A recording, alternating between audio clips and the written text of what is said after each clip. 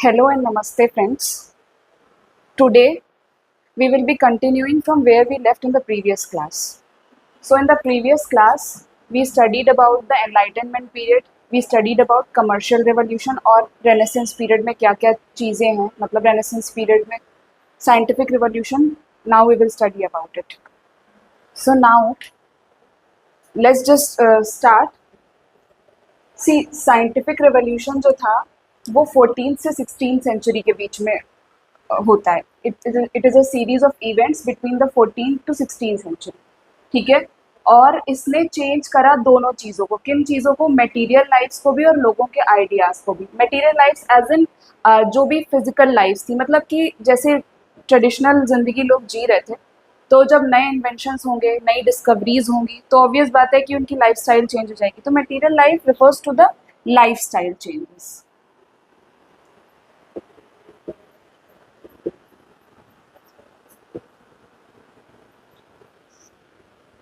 Then people लोगों के ideas को भी चेंज किया, क्योंकि जब इन्वेंशंस होते हैं, डिस्कवरीज होती है, नई चीज़ें डिस्कवर होती हैं, तो लोगों को पता चलता है कि मतलब ये चीज़ पहले ऐसे थी, अब ऐसे भी किया जा सकता है. बहुत सारी चीज़ें हम बदल सकते हैं. कोई भी चीज़ स्टैटिक नहीं है, हर चीज़ डायनेमिक है, चेंज होती रहती है. Then science doesn't develop independent of society but in response to human needs. और जो साइंस का जो डेवलपमेंट था ना, वो इंडिपेंडेंट, साइंस का जो डेवलपमेंट था वो सोसाइटी से इंडिपेंडेंट नहीं था. जो भी जब ह्यूमंस ने ज़रूरत महसूस की कि हमें इस चीज़ की ज़रूरत है, तब उन्होंने उस चीज़ को डिस्कवर किया. फॉर एग्जांपल जैसे वैक्सीन्स. जब भी डिजीजेज होती हैं, एपिडेमिक्स होते हैं, अब जैसे कोविड को ले लो आप, उसके पहले तो लोग सैनिटाइजर्स को यूज़ भी नहीं करते थे. उस समय जब कोविड आया तो लोगों ने समझा कि सैनिटाइज़र की इम्पोर्टेंस क्या है, मास्क की क्या इम्पोर्टेंस है, और वैक्सीन उसके लिए डेवलप की गई. तो जब तक बीमारी नहीं होगी, डिजीजेज नहीं होगी, तो उसको क्योर करने के लिए वैक्सीन भी नहीं होंगी. ठीक है. तो in the same way science जो है वो सोसाइटी से इंडिपेंडेंट नहीं है, लेकिन ह्यूमन नीड्स, जो भी ह्यूमन नीड्स है उसके रिस्पॉन्स में वो फर्दर होती है. Then intellectual atmosphere, science and change in attitude and ideas. I have written this in very short form, let me explain it. Intellectual atmosphere जो है वो साइंस को, किसी भी सोसाइटी का जो इंटेलेक्चुअल एटमॉस्फेयर होता है वो सोसाइटी को और सोसाइटी में साइंस की डेवलपमेंट को इन्फ्लुएंस करता है. ठीक है. It influences. एंड और जो साइंस के में डेवलपमेंट्स होती हैं वो चेंज करती है लोगों के एटीट्यूड को, लोगों के आइडियाज़ को, जो भी साइंस में डेवलपमेंट्स होती है. ठीक है. मतलब साइंस की वजह से तो लोगों, साइंस का डेवलपमेंट हो रहा है तो लोगों के आइडियाज़ बदल रहे हैं.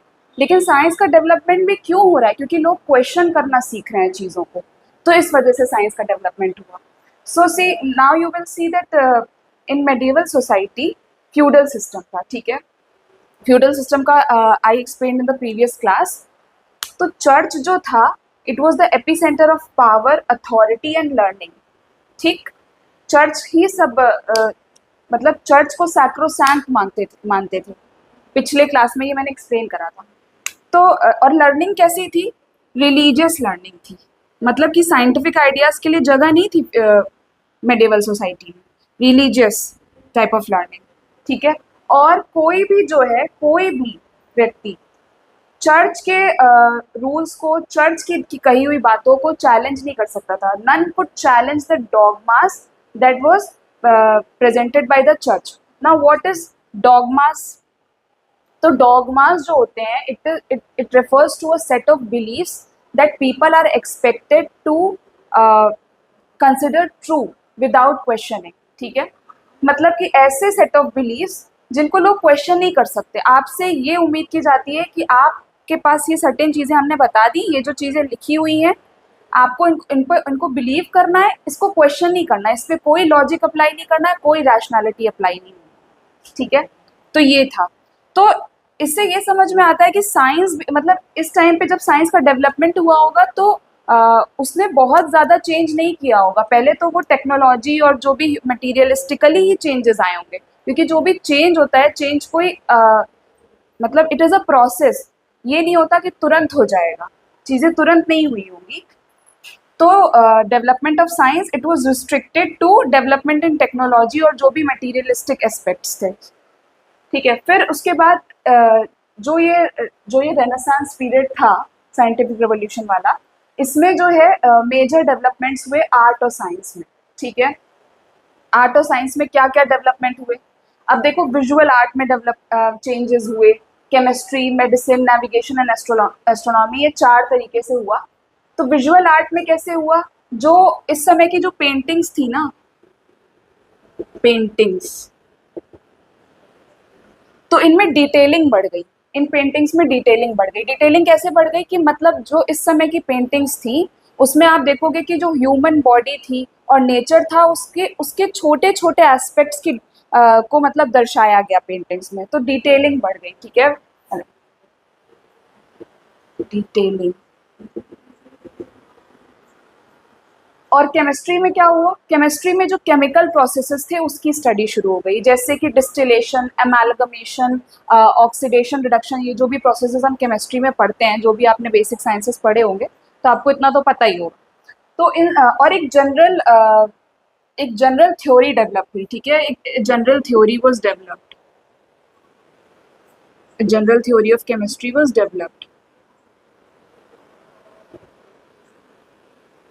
प्लस क्या बताया, केमिकल प्रोसेसेस की स्टडी, केमिकल प्रोसेसेस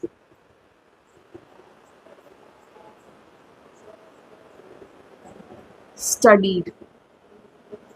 देन मेडिसिन में क्या हुआ, मेडिसिन में for the first time dissection जो है उसको एक्सेप्ट किया गया, डाइसेक्शन एज अ मतलब as a process of learning. इसमें क्या हुआ कि जो डॉक्टर्स थे, फिजियोलॉजिस्ट थे, उन्हें ये पता चला कि ह्यूमन बॉडी का कंस्ट्रक्शन कैसे हुआ है, एंड दस फिजियोलॉजी, पैथोलॉजी, एनाटॉमी, ये सब जो है ये सब जो डिसिप्लिन्स थे उसके अंदर, सब डिसिप्लिन्स थे बायोलॉजी के अंदर, तो ये सब भी प्रोग्रेस हुआ इनके अंदर।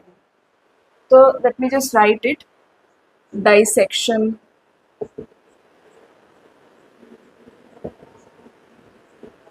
पैथोलॉजी,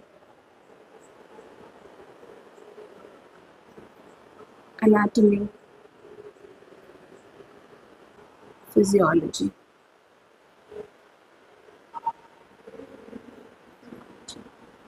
ठीक है, और नेविगेशन और एस्ट्रोनॉमी में क्या हुआ था, नेविगेशन और एस्ट्रोनॉमी में हमें पता है कि वास्को ड गामा जो है वो इंडियन शोर्स पहुंचते हैं, कोलंबस अमेरिका डिस्कवर करते हैं, तो इसमें भी बहुत सारी टेक्नोलॉजीज और बहुत सारे नए सिस्टम्स जो हैं वो डेवलप हुए थे। ठीक है, तो ये 4 मतलब मेजर चीज़ें थी जो मतलब जिन्हें हम 4 मेजर पोर्शंस में अगर हम डिवाइड कर दे तो वैसे ये सब डेवलपमेंट्स हुए थे आर्ट और साइंस में। देन जो सबसे ज़्यादा जो मतलब रिवोल्यूशनाइज किया जिस चीज़ ने, सबसे ज़्यादा इम्पॉर्टेंट जो डेवलपमेंट इस पीरियड में हुई थी वो थी shift from geocentric theory to heliocentric theory. ठीक है, जियोसेंट्रिक थ्योरी क्या होती है, उसमें ये एज्यूम किया, मतलब ट्रेडिशनल जो सोसाइटी थी, फ्रेंच सोसाइटी, उसमें ये एज्यूम करा गया था कि जो जो अर्थ है ना वो फिक्स्ड है, स्टेशनरी है, और बाकी जो सिलिशियल बॉडीज हैं या जो बाकी हेवनली बॉडीज हैं इंक्लूडिंग सन, वो अर्थ के अराउंड रिवॉल्व करती है। ठीक है, तो इसमें मैं लिख देती हूँ, इसको आप ऐसे याद रख सकते हो, geo refers to earth, okay, and centric refers to, जो मतलब ऐसे तुम याद रख लो कि अर्थ सेंटर पे है इसमें।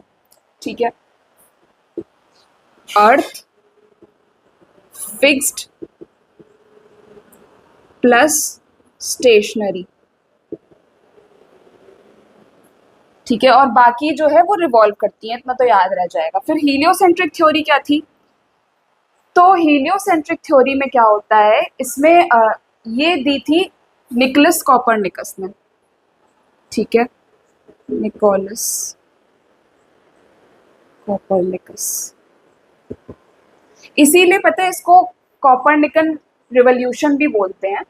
तो इसमें उन्होंने एक्चुअली बताया कि होता क्या है कि भाई सन जो है वो फिक्स्ड है और उसके अराउंड सारे प्लैनेट, सारी सिलिशियल बॉडीज वो रिवॉल्व करती है इंक्लूडिंग अर्थ। तो ये समझा गया कि ह्यूमंस जो है वो सेंटर पे नहीं है यूनिवर्स के, ह्यूमंस तो भाई एक यूनिवर्स का एक छोटा सा, इतना बड़ा यूनिवर्स उसका एक छोटा सा पार्ट है। इससे इस चीज़ को मतलब इससे ये समझा गया। Then I will just write it here. Sun at center. Okay. और ये दिया किसने था? निकोलस कोपरनिकस ने। तो इसने जो है ना, this theory actually created a furore, और ये इसने इतना रिवॉल्यूशनाइज कर दिया था। इसने जो भी मतलब ओल्ड ट्रेडिशनल जो मतलब डॉगमास थे या जो भी चीज़ें थी उसको इसने मजबूर कर दिया लोगों को कि लोग क्वेश्चन करें उन चीज़ों। ठीक है। फिर उसके बाद अगर हम देखें पोस्ट रेनेसांस डेवलपमेंट्स क्या थे, ठीक है, तो इसमें हम पढ़ेंगे। If you want, before that if you want, you can just pause the video and note this down. So now एक चीज़ और मतलब जो बोली जा सकती है कि इसी पीरियड में जो साइंस है ना, उसमें डिस्क्रिप्शन के लिए जगह है, उसमें क्रिटिसिज्म के लिए जगह है। तो ये चीज़ें भी सोसाइटी को इन्फ्लुएंस कर रही थी। ये एक ऐसा सब्जेक्ट था जहाँ पे चीज़ों को क्वेश्चन करते हैं, मतलब एक प्रॉपर हिपोथेसिस होता है। कोई भी चीज़ ऐसे प्रूव नहीं हो जाती है कि रैंडमली हैपहैज़र्डली उसको प्रूव कर दिया जाए। तो क्रिटिसिज्म प्लस डिस्क्रिप्शन के लिए यहाँ पे जगह बन गई। I will just write it here.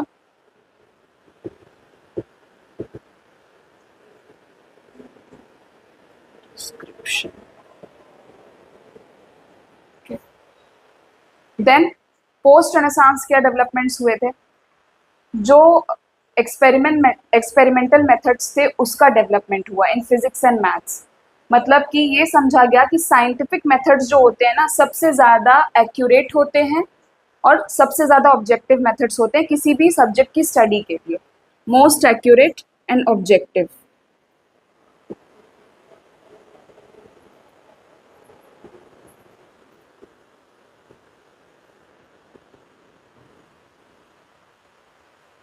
Then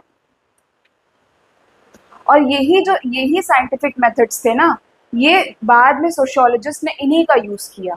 जब उन्होंने देखा कि साइंस में ये चीज़ें यूज़ होती हैं, ये बड़ा ऑब्जेक्टिव मेथड होता है, तो उन्होंने भी इसके बेसिस पे सोसाइटी को स्टडी करना शुरू किया इन्हीं मेथड्स के through.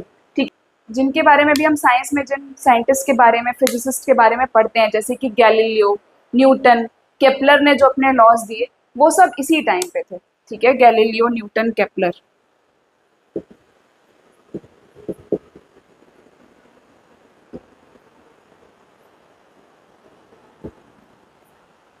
Then biology and evolution, उसमें क्या हुआ? इसमें तो here we studied that dissection जो है, dissection of human body, it was made acceptable. फिर उसके बाद ब्लड सर्कुलेशन ऑफ ब्लड वाली जो भी हम पढ़ते हैं, वो भी डिस्कवर हुई इसी टाइम पे। उसको डिस्कवर किया किसने? विलियम हार्ग्रीव्स ने। तो फिर ये देखा गया कि ह्यूमन ऑर्गेनिज्म जो है वो system of inter related parts है। मतलब ह्यूमन बॉडी में जब डाइसेक्शन हुआ तो उन्होंने ये देखा कि जो सारे पार्ट्स हैं वो एक साथ वर्क करते हैं, तब ह्यूमन बॉडी वर्क करती। ठीक है, और यही चीज़ जो है, ये वाला जो एस्पेक्ट है ना, इसने जो सोशियोलॉजिस्ट थे, शुरुआती जो फाउंडिंग फादर्स थे, उनकी थ्योरीज को इस आइडिया ने बहुत ज़्यादा इन्फ्लुएंस किया। ठीक है, for example Comte, August Comte को आप पढ़ेंगे, स्पेंसर, ठीक है, डर्कहाइम, ये सब जो थे इस आइडिया से इन्फ्लुएंस थे, और इन्होंने जो थ्योरीज दी वो उसका फाउंडेशन इसी पे था।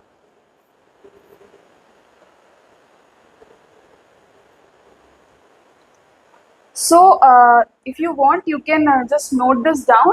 You can just pause the video and you can note down, and then we will proceed further. So in the post-Renaissance development, one more important development was left. It was about the British naturalist Charles Darwin. ठीक है, तो Charles Darwin जो थे, इनका contribution सबसे ज़्यादा interesting था, because he publish 2 books, origin of species and descent of man. ठीक है, इस वाली बुक पे इन्होंने जो एक हम थ्योरी पढ़ते हैं, सर्वाइवल ऑफ द फिटेस्ट वाली थ्योरी थी, इन्होंने दी थी। फिटेस्ट, ठीक है, इस थ्योरी में क्या होता है, इन्होंने ये बात बोली कि जो भी लिमिटेड रिसोर्सेज हैं अर्थ में, human beings, not just human beings but all various living organisms, वो कॉम्पीट करते हैं जो भी लिमिटेड रिसोर्सेज अर्थ ऑफर करती है उसके लिए, और उनमें से जो भी सबसे ज़्यादा फिट होता है ना उस चीज़ के लिए, उसको ही वो चीज़ मिलती है। तो that is what we call the survival of the fittest theory जो थी। फिर उसके बाद इन्होंने डिसेंट ऑफ मैन, इसमें इन्होंने जो है इवोल्यूशन के बारे में बताया। इनकी थ्योरी जो थी इवोल्यूशन ऑफ ह्यूमन बींग्स के बारे में, इवोल्यूशन ऑफ ह्यूमंस, ठीक है। तो इन्होंने जो है he trace the origin of humans to some ape like ancestors which over centuries have evolve into modern human beings. He said that कि पहले जो थे ये हमारे जो एंसेस्टर्स थे, मतलब ये जो होमोसेपियंस हैं, मॉडर्न ह्यूमन बींग्स हैं, इनके एंसेस्टर्स जो थे वो एप्स थे, और वो धीरे धीरे ओवर सेंचुरीज जो है इवॉल्व हुए, और इस ये जो मॉडर्न ह्यूमन बींग्स हैं इसमें इस तरह से अब हम दिखते हैं या हम ऐसे हैं। सो इसके पहले क्या बिलीफ सिस्टम प्रेवलेंट था कि जो गॉड है उन्होंने ह्यूमंस को बनाया है। ट्रेडिशनल सोसाइटी में ये बोलते थे कि गॉड ने ह्यूमंस को बनाया। तो आप सोच सकते हैं कि किस तरह का किस तरह का ब्रेक थ्रू लाया होगा इस थ्योरी में, ठीक है। फिर डार्विन की जो इवोल्यूशनरी थ्योरी थी, it was applied to social world by evolutionary thinkers. तो जो बाद में हम पढ़ेंगे अभी कुछ थिंकर्स के बारे में, जो भी फाउंडिंग फादर्स थे, उन्होंने इस इवोल्यूशनरी थ्योरी को ना अपनी थ्योरीज में जो है अप्लाई कर दिया। जैसे फॉर एग्जांपल इसमें सबसे जो नोटेबल थिंकर है वो है Herbert Spencer,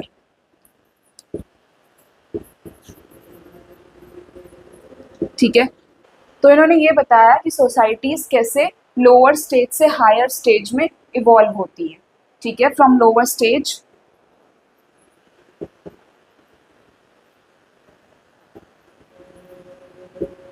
to higher stage.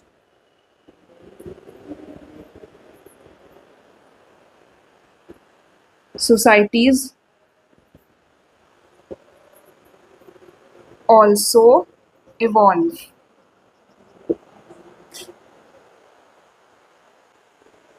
So, moving ahead, now we will study about the French Revolution and its impact on the emergence of sociology. Okay, so French Revolution, it erupted in 1789. ठीक, and then it actually marks a turning point in the history of human struggle for freedom and equality, ठीक है। मतलब इतना ज़्यादा इनके साथ इनका operation होता है फ्रेंच लोगों का, इतना ज़्यादा कैसे होता है, क्या पॉलिटिकल इकोनॉमिक एस्पेक्ट्स थे, वो भी हम पढ़ेंगे। तो इसी वजह से ये जो फ्रेंच रिवॉल्यूशन था ना, it was the culmination of all दो स्ट्रगल्स, ठीक, human struggle for freedom and equality, ठीक है। और इसने जो है फ्यूडलिज्म को एंड करा, put an end to feudalism, and it pave way for the new world order, ठीक। Next, it has far-reaching changes, not just in the French society, not just in Europe, but all over the world, ठीक है। इसने केवल French society को influence नहीं करा था, इसने ऑल ओवर द वर्ल्ड जितने भी स्ट्रगल्स हो रहे थे ना, उसमें कोई ना कोई फ्रेंच रिवॉल्यूशन से या फ्रेंच रिवॉल्यूशन जो रिवॉल्यूशनरीज हैं होंगे उनसे प्रभावित था, ठीक। Then the ideas of liberty, equality and fraternity, it emerge from the French revolution only. जैसे कि इंडियन फ्रीडम स्ट्रगल में भी इंडियन कॉन्स्टिट्यूशन में हम लिबर्टी, इक्वालिटी और फ्रेटर्निटी फ्रेजेस जो यूज़ करते हैं, जो वर्ड्स यूज़ करते हैं, it actually owe its origin to the French revolution only, ठीक। Then basic picture of French society, French society कैसी थी, we will be studying that. So French society was divided into feudal estates. Feudal estates, 3 estates थे इनके यहाँ। तो estates क्या थे, estates जो जितने भी एस्टेट्स थे, तीनों एस्टेट्स जो थे वो सब आपस में सब में डिफरेंस था, and they were distinguished in terms of status, privileges and restrictions, ठीक है। हर एस्टेट के पास अलग तरीके का स्टेटस था, प्रिविलेजेस अलग तरीके के थे, और हर सब पे कुछ ना कुछ रिस्ट्रिक्शंस थे, या जो किन पे रिस्ट्रिक्शंस थे एक्चुअली वो आप समझेंगे अभी। Then in the first state it came the clergy, then in the second state the nobility, third state rest of the society। तो जो फर्स्ट एस्टेट था उसमें क्लर्जी आते थे। क्लर्जी में कौन कौन आता था, बिशप्स, आर्च बिशप्स, फिर उसके बाद कार्डिनल्स जो होते थे, एबट्स जो होते थे, वो इसमें आते थे, ठीक है। तो इन ये लोग जो है ना बड़ी लग्जूरियस लाइफस्टाइल जीते थे। और इनका जो है रिलीजन से ज़्यादा लेना देना था नहीं, इनका ये पॉलिटिक्स को ज़्यादा प्रेफर करते थे कंपेयर टू रिलीजन। और दे इतनी ज़्यादा वेस्टफुल एक्टिविटीज़ में ये इन्वॉल्व रहते थे, जैसे गैम्बलिंग, ड्रिंकिंग, इन सब चीज़ों में इन्वॉल्व होते थे और बहुत शानदार और एक्स्ट्रावेगेंट ज़िंदगी ये जीते थे। तो इनमें कौन कौन से आते थे? बिशप्स, आर्च बिशप्स, आप ये लिख सकते हो, bishops, arch bishops,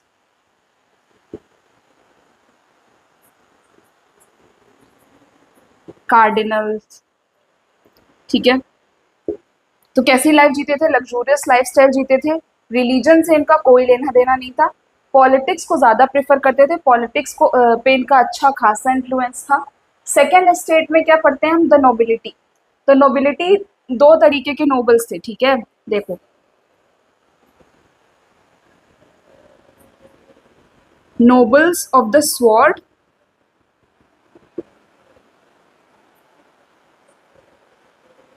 and nobles of the रोब।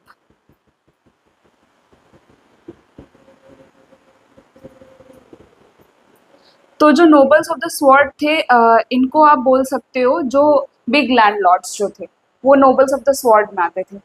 और नोबल्स ऑफ द रोब में कौन आते थे? मजिस्ट्रेट्स आते थे, देन जजेस आते थे, वो नोबल्स ऑफ द रोब में आते थे। तो जो नोबल्स ऑफ द स्वॉर्ड में बिग लैंडलॉर्ड्स, जैसे कि इंडिया में जो आप जमींदार थे, उनसे आप इनका कंपैरिजन कर सकते हो। तो ये भी बड़ी एक्स्ट्रावेगेंट जिंदगी जीते थे। इन ये they were supposed to be protectors, but they acted as parasites. They also led a life of pomp and show, मतलब बहुत दिखावे वाली जिंदगी, कोई सेंसिटिविटी नहीं थी इनके अंदर बाकी लोगों के लिए। और ये भी मतलब ऐसे ही थे, ये सेकंड उसमें आते थे। Then the third estate was the rest of the society. Rest of the society में कौन आते थे? पेजेंट्स, मर्चेंट्स और आर्टिजन्स आते थे। Pageants, merchants, artisans. तो सबसे ज़्यादा बुरी हालत इन्हीं की थी। फिर आप देखो कि उस टाइम पे जो है मर्चेंट्स, बैंकर्स, लॉयर्स और मैन्युफैक्चरर्स भी थे, ठीक है। तो ये मिडिल क्लासेस में आते थे, या जिसे हम बुर्जुआजी या बुर्जुआ बोलते हैं, ठीक है। तो सबसे ज़्यादा ऑप्रेस्ड थी पेजेंट्स, मर्चेंट्स और आर्टिजन्स वाली क्लास। लेकिन ये जो मिडिल क्लासेस या बुर्जुआजी हैं, जिसमें हम मर्चेंट्स, बैंकर्स, लॉयर्स और मैन्युफैक्चरर्स को रखते हैं, ये भी थर्ड एस्टेट में ही आते हैं। बट इनकी स्थिति इनके जैसी खराब नहीं थी, पेजेंट्री जैसी बुरी हालत इनकी नहीं थी। They were rich and secure, okay. This particular class, it was rich and secure, but it had no social prestige. इनके पास कोई सोशल प्रेस्टीज नहीं थी, और इनके पास कोई पावर भी नहीं थी कि कोर्ट या एडमिनिस्ट्रेशन पे इनका कोई इन्फ्लुएंस चलता नहीं। ट्रेड और बिजनेस को इन्होंने बहुत एक्सपैंड किया, हाँ ये बात एकदम सही। देन जो है फ्रेंच सोसाइटी में जब बहुत ज़्यादा मतलब बैंकरप्ट हो गई थी, बहुत ज़्यादा पावर्टी थी फ्रांस में, उस टाइम पे क्या हुआ ना, प्राइसेस बहुत बढ़ गए कमोडिटीज़ के। और ये जो पर्टिकुलर क्लास थी मर्चेंट्स और लॉयर्स की, बैंकर्स की, इसने सबसे ज़्यादा प्रॉफिट्स डिराइव करे, ठीक है। सारे लोग जो है वो एट्रोसिटीज़ बेयर कर रहे थे, बट ये पर्टिकुलर क्लास जो थी, इसने सबसे ज़्यादा प्रॉफिट्स डिराइव किए। लेकिन इसके पास कोई सोशल प्रेस्टीज नहीं थी, ना तो कोई इन्फ्लुएंस था पावरफुल पावर पे। तो इसी वजह से इन्हें पॉलिटिक्स में आने की सबसे ज़्यादा इन्हें नेसेसिटी थी। तो जो अब नेक्स्ट चीज़ जो हम देखते हैं कि जो पहले दो एस्टेट्स थे, ठीक है, they were around 2% of the population. First estate and second estate, the clergy and the nobility, they comprised about 2% of the population, ठीक है। लेकिन इनके पास लैंड कितना था? इनके पास लैंड ओनरशिप थी 35%। 35% लैंड के ये मालिक थे, और ये कोई टैक्सेस पे नहीं करते थे। इन पे किसी भी सारी मतलब इनको हर तरीके की सहूलियत थी। पेजेंट्री जो थी वो 80% ऑफ पॉपुलेशन थी, ठीक। But it was burdened with taxes of various kinds. Income tax हो गया, पोल टैक्स हो गया, जितने भी टैक्सेस थे सबसे ज़्यादा यही ऑपरेस्ट से सबसे ज़्यादा यही टैक्सेस पे करते थे। तो आप समझ सकते हैं कि रिवॉल्यूशन क्यों हुआ होगा भाई। जब तुम किसी भी एक पर्टिकुलर सेक्शन को इतना ज़्यादा प्रेस करोगे, इतना ऑप्रेस करोगे, तो दे विल रिवोल्ट। देन अब हमारी जो है फ्रेंच सोसाइटी रिवॉल्यूशन के पहले कैसी थी, उसको हम 3 एस्पेक्ट्स में देख सकते हैं: political aspects, economic aspects and the intellectual developments that took place, ठीक है। तो I have just written a few points. Then political aspects में क्या है कि एब्सोल्यूट मोनार्की थी, तो बॉर्बन किंग्स जो है absolute monarchy under Bourbon Kings, Bourbon dynasty है जिसने कि फ्रांस में 200 सालों तक रूल करा, ठीक है, और इन्होंने पूरी तरीके से फ्रांस को चौपट भी कर दिया, ये भी बात सही है। Absolute monarchy under Bourbon Kings मतलब कि कोई मोनार्क कैसा होता है, एरिस्टोक्रेटिक गवर्नमेंट, उसको आप क्वेश्चन नहीं कर सकते हो, कोई भी हर चीज किंग के हिसाब से चलेगी, ठीक है। किंग्स वर्ड वाज लॉ, जो भी किंग ने कह दिया वही लॉ। कोई मतलब जिसे हमने प्रीवियस क्लास में बताया था डिवाइन राइट टू रूल वाला, जो है king was divinely ordained to rule his people, ठीक। फिर उसके बाद जो लोग थे उनके कोई पर्सनल राइट्स नहीं थे, no personal rights, and plus they were treated as subject serving the kings and his nobles. तो इनके कोई लोगों को कोई भी राइट्स नहीं मिले हुए थे, और इनको ये समझा जाता था भाई ये नौकर है, ये सर्व करने के लिए किंग्स को, और जो ये जो अपर एस्टेट्स है ना, क्लर्जी नोबिलिटी, इनको सर्व करने के लिए ही लोग हैं। नो फेयर ट्रायल्स और equality before law. Fourth point ये बोल सकते हो कि कोई भी फेयर ट्रायल नहीं होता था। अगर किंग ने कह दिया कि इस इंसान को आपको किसी भी पर्सन को कह दिया कि इसको अरेस्ट करो, तो कोई ट्रायल नहीं होगा, किंग का जो वर्ड है वही लॉ है, किंग ने कह दिया तो वो अरेस्ट हो जाएगा। और लॉज जो थे ना वो मतलब laws varied by region, that means कि laws were very arbitrary, very confusing, किसी एक पर्टिकुलर रीजन में कोई लॉ प्रैक्टिस हो रहा है, किसी दूसरे रीजन में कोई लॉ प्रैक्टिस हो रहा है, ठीक है। And no separation between state and king's personal income, state's income and king's personal income. मतलब आप ये सोचो कि जो स्टेट की इनकम है वही किंग की भी पर्सनल इनकम है, तो ऑब्वियस बात है कि जब कोई दोनों में कोई भी सेपरेशन नहीं है, तो किंग जो है वो अपनी विम्स और फैंसीज के हिसाब से खर्च करेगा, स्टेट की इनकम ही उसकी इनकम है, इतनी एक्स्ट्रावेगेंट लाइफस्टाइल जिएगा, quite obvious. Then these were the political aspects. Now coming to the economic aspects, ठीक है। तो इसमें क्या था कि जो मल्टीपल किंग्स आए उनके बारे में देखिए। लुई 14 जो थे, इन्होंने कंटिन्यूस वॉर्स लड़े कंटिन्यूसली, और इन्होंने जो है रॉयल ट्रेजरी जो होती है उसको एग्जॉस्ट कर दिया। कुल मिला के इन्होंने सारी जो वेल्थ थी, क्योंकि पहले तो कोई सेपरेशन था नहीं स्टेट की इनकम में और किंग की पर्सनल इनकम में, तो क्वाइट ऑब्वियसली कि उसने स्टेट अपनी वेल्थ को या स्टेट की वेल्थ को आप कह सकते हो कि पूरी तरीके से एग्जॉस्ट कर दिया वॉर्स में, एकदम एक्सपेंसिव वॉर्स इन्होंने लड़े। उसके बाद क्या हुआ, France became bankrupt after his death, ठीक है। Then what followed is Louis 15, he followed Louis 14, तो he borrowed heavily, ठीक है, and he worsened the crisis। Already इतना ज़्यादा इसने बैंकर से इतना ज़्यादा बोरो कर लिया, पहले से ही जो है बैंकरप्ट था फ्रांस, और उसके बाद एक बैंकरप्ट गवर्नमेंट, एक बैंकरप्ट स्टेट इसको मिला, तो इसने और भी ज़्यादा हैविली बोरो करना शुरू किया। और इसका जो एक फेमस फ्रेज है, after me the deluge, which means after me the flood, or what we can say is he was very careless of the sentiments of the people। उसको कोई मतलब नहीं था कि लोगों की सिचुएशन क्या है, का ये मतलब हुआ कि जो भी इमीडिएट चीज है वो करो, आगे क्या होगा उससे कोई लेना देना नहीं है। मतलब आगे लोग मरते हैं तो मरने दो, आगे जो भी प्रॉब्लम्स होती है होने दो, कुछ भी प्रॉब्लम होती है उससे हमें लेना देना नहीं, अभी इमीडिएट क्या चीज़ है उसको देखो। इससे ये समझ में आता है कि कितने ज़्यादा इंसेंसिटिव थे ये, केवल अपने बारे में सोचना, ठीक है। Louis 16, he was indecisive and he was weak, he followed Louis 15। और इनकी जो वाइफ थी queen Marie Antoinette, she became infamous for her luxury या लग्जूरियस लाइफस्टाइल, बहुत ही एक्सपेंसिव लाइफस्टाइल जीती थी। इनका भी एक बहुत ही फेमस फ्रेज है, if you don't have bread eat cake. So somebody came and some poor person came to her and asked for bread. So she replied this: "If you don't have bread, eat cake." So which represents royal insensitivity, ठीक है। ये इसका ये जो phrase है, इससे ही पता चलता है कि ये लोग कितने इंडिफरेंट थे लोगों की सिचुएशन से। पहले तो ये जो फ्रेज था आफ्टर मी द डिल्यूज, मतलब कोई लेना देना नहीं है, जो अभी हो रहा है उस पर फोकस करो, and then this. So you can see what were the factors that pushed France to revolution, ठीक है। पॉलिटिकल एस्पेक्ट्स पढ़ लिए, इकोनॉमिक एस्पेक्ट्स पढ़ लिए, and now we will be continuing with the intellectual developments, जो भी thinkers आए उनका, और उसके बाद इवेंट्स क्या क्या हुए, and then we will make a flow chart of all the events which led to the French revolution, ठीक है। So you can just pause the video and take the screenshot if you want, or you can just Note it down.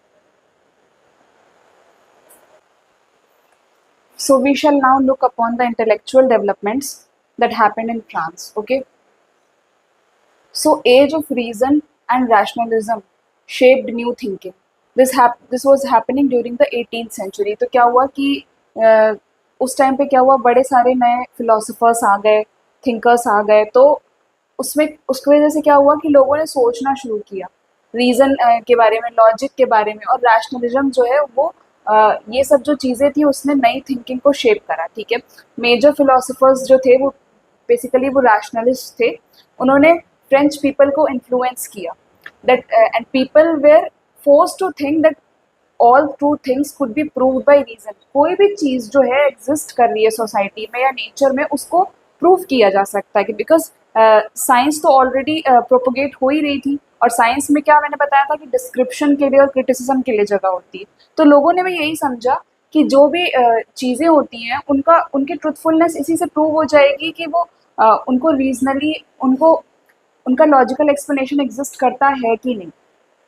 ठीक है, फिर उसके बाद जो major thinkers थे, जो मेजर फिलोसफर्स थे जिन्होंने इंस्पायर करा फ्रांस के इंटेलेक्चुअल में जो इंटेलेक्चुअल डेवलपमेंट्स हो रहे थे उसको, उनमें थे Montesquieu, Locke, Voltaire and Rousseau.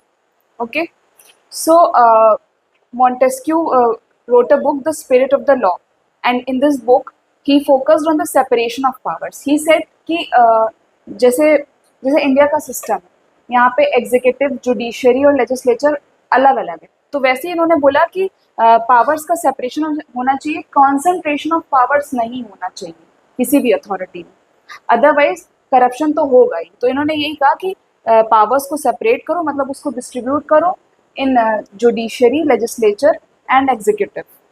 Then Locke he talked about the natural rights of citizens. जो हम अपने कॉन्स्टिट्यूशन में फंडामेंटल राइट्स देखते हैं, ये उसी से रिलेट करते हैं, natural rights. So right to life और right to live, right to property और right to personal freedom. Locke focused on these rights and he said कि रूलर का काम ही यही होता है कि वो इन तीनों राइट्स को जो है वो प्रोपोगेट करे, उनको सोसाइटी में उनको प्रैक्टिस करे। ठीक है, उनको प्रोटेक्ट करे इन राइट्स को, और अगर रूलर प्रोटेक्ट नहीं कर रहा है इन राइट्स को, तो he should be remove from his position. ठीक है, देन उसके बाद वोल्टेयर ने क्या बताया, he focused on religious toleration plus freedom of speech. मतलब कोई भी व्यक्ति जो है अपना रिलीजन प्रैक्टिस करने के लिए मुक्त है, उसको तो रिलीजियस टॉलरेशन होना चाहिए सोसाइटी में, और फ्रीडम ऑफ स्पीच, आप किसी को भी क्रिटिसाइज कर सकें। He focused on this. And then Rousseau, he published a book known as the social contract, and through this book he said that people have right to choose their sovereign।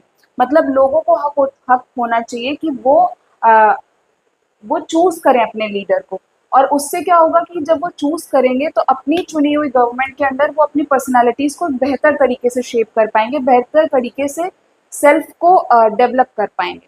ठीक है, so these ideas they fuelled the middle class and soldiers who return from the American war of independence. उस time पे क्या हुआ था कि जो French soldiers थे, they assisted the American in their freedom of independence against the British imperialism. So when they came back from there, so they also carried with them the ideas of liberty and equality। ठीक है, वो अपने साथ ये revolutionary ideas को ले आए, और already इन thinkers ने, इन philosophers ने बहुत ज़्यादा influence किया लोगों को, जिसकी वजह से revolution हुआ। So I have just made a flow chart of the causes of the French Revolution, so it will be easy to understand.